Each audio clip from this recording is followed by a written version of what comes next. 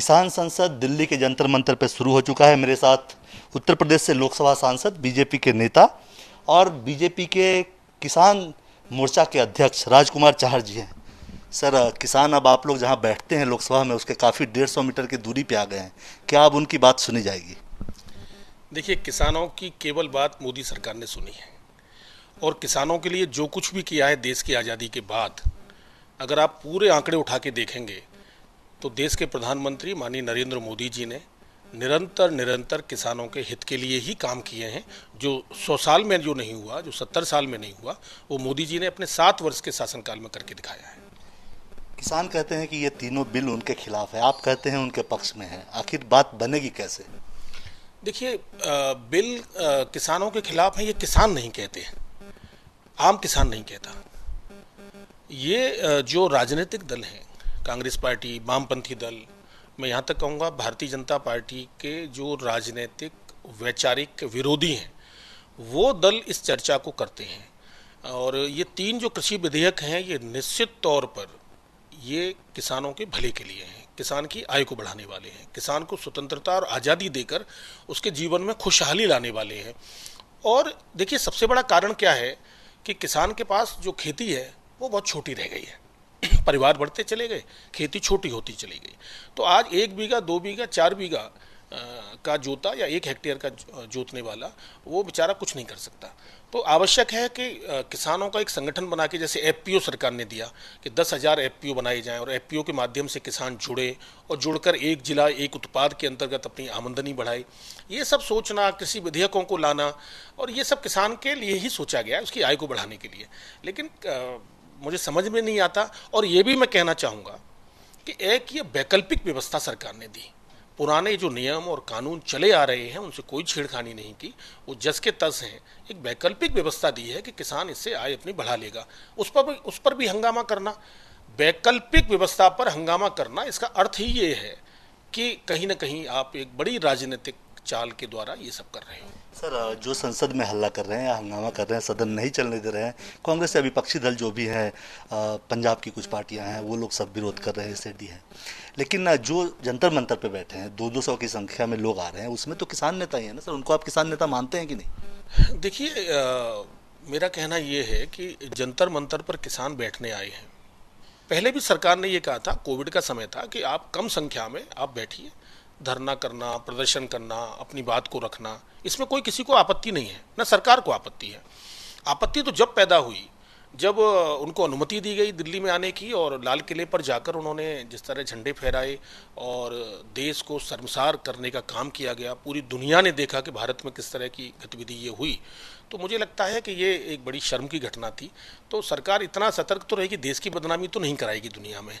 तो किसान अपनी बात को रखे। आज भी मेरा कहना ये है कि माननीय मोदी जी ने पहले भी कहा और हमेशा कहा कि उनकी नीयत गंगा के जल की तरह पवित्र है और स्पष्ट है।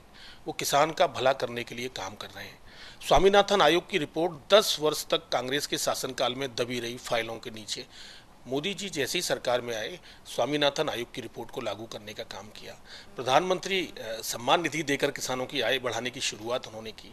जब माननीय अटल जी देश के प्रधानमंत्री थे, पहली बार साहूकारों के चंगुल से किसानों को छुड़ाया गया और केसीसी कार्ड उनको दिया गया कि किसान अपनी फसल के समय अपना लोन ले और अपना दवाई और कीटनाशक दवाएं, बीज, खाद, यूरिया, पानी, सिंचाई, जो भी आवश्यकता पड़ती है उसका बैंक से ले और वापस करके फिर 1 साल के लिए रिन्यूअल कर ले। तो KCC card, soil health card देने का काम हमने किया, माइक्रो इरिगेशन देने का काम आपने बहुत कुछ दिया है, लेकिन ये जो तीनों कानून है उसको लेकर विरोध है इनका। 3 कानून, मैं आपसे फिर बड़ा स्पष्ट कह दूं, ये 3, मैं भी किसान का बेटा हूं, 3 कानून ये किसान की आय को बढ़ाने वाले हैं, किसान के जीवन में सकारात्मक बदलाव लाने वाले हैं, किसान के जीवन में खुशहाली लाने वाले हैं। और जब सरकार ने 18 माह के लिए इन पर कहा कि भाई प्रयोग करके देख लीजिए, आप उस पर रोक भी लगाई कि भाई 18 महीने बाद कर लेंगे। माननीय सुप्रीम कोर्ट ने भी ये कहा कि 18 महीने तक हम स्थगित करते हैं। तो उसके बाद तो आपको वापस लौट जाना चाहिए था। तो आपकी मंशा बड़ी क्लियर है, बड़ी स्पष्ट है। विभिन्न राजनीतिक दलों की, चाहे वो संसद में बेवजह हंगामा कर रहे हो, एक दिखावा कर रहे हो किसान हितैषी होने का, वो है नहीं। केवल हंगामा कर रहे हैं, राजनीति कर रहे हैं और किसान के कंधे पर बंदूक रख के राजनीति कर रहे हैं, किसान को गुमराह कर रहे हैं। किसान गुमराह इस देश का होगा नहीं, क्योंकि देश के किसान को देश के प्रधानमंत्री माननीय नरेंद्र मोदी जी पर पूरा विश्वास है और ये विश्वास अडिग है। एक आखिरी सवाल सर, आप लोग कहते हैं कि किसान आपके दिल में रहते हैं, प्रधानमंत्री जी भी कई बार ये बात कह चुके हैं, कृषि मंत्री कहते हैं कि तीनों बिल के प्रावधानों में अगर कोई समस्या है, तीनों कानूनों के प्रावधान में कोई समस्या है तो बात कीजिए, बिल वापस नहीं होगा। किसान कहते हैं कि बिना बिल वापस करवाए वापस जाएंगे नहीं, तो रास्ता क्या है? देखिए, ये किसान संगठनों के प्रतिनिधियों की हठधर्मिता है। अब वो किस दबाव में है मैं समझ नहीं पा रहा, न सरकार समझ पा रही है, न देश का आम नागरिक समझ पा रहा है।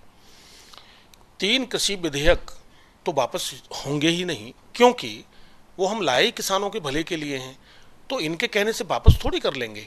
एक बात। दूसरी बात यह है कि आपको लगता है कि आपके पास कुछ और सुझाव हैं, क्योंकि ये लोग भी जानते हैं कि मोदी जी ही किसानों का भला कर रहे हैं और वो ही करेंगे। तो अगर उनको आपको लगता है कि कुछ और आपके अच्छे सुझाव हैं, जिन सुझावों से किसान के लिए और भला हो सकता है, तो आप रखिए, आइए टेबल पे बैठ के बात करिए और निश्चित रूप से उसका समाधान होगा। भारतीय जनता पार्टी की सरकार, माननीय मोदी जी की सरकार, किसान के भले के लिए, उसकी खुशहाली के लिए, उसकी आय के बढ़ाने के लिए प्रतिबद्ध है, कटिबद्ध है। ये थे राजकुमार चाहर जी। सरकार की लाइन है कि तीनों कृषि कानून वापस नहीं होंगे, बीजेपी की भी वही लाइन है कि बिल वापस नहीं होंगे। हाँ, साथ ही बीजेपी के किसान मोर्चा के अध्यक्ष चाहर साहब का ये कहना है कि किसानों को हठधर्मिता छोड़नी चाहिए। अगर बिल के प्रावधानों में कुछ संशोधन की गुंजाइश दिखती है, कुछ उनको लगता है कि इससे बेहतर हो सकता है, तो उस पर आकर उनको बात करनी चाहिए। कैमरामैन।